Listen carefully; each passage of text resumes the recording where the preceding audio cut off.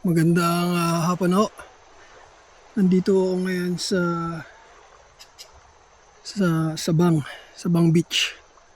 And may nakita ko akong shoreline birds. Paraw silang wagtail. Nagwawago yung buntot nila.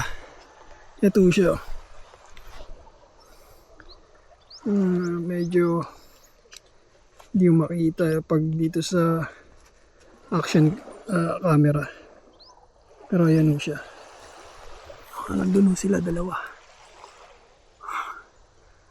Nandito ako ngayon sa magandang beach ng Sabang.